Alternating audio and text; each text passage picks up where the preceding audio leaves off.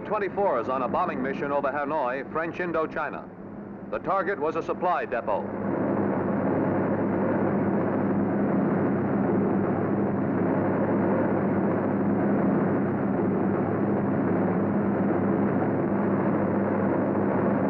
The film was shot at 17,500 feet with the weather overcast.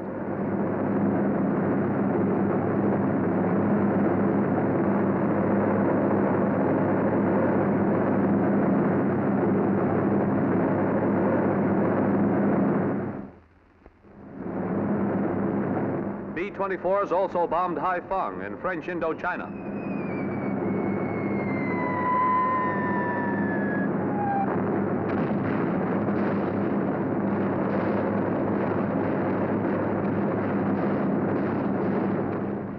The target was a smelting plant and a foundry.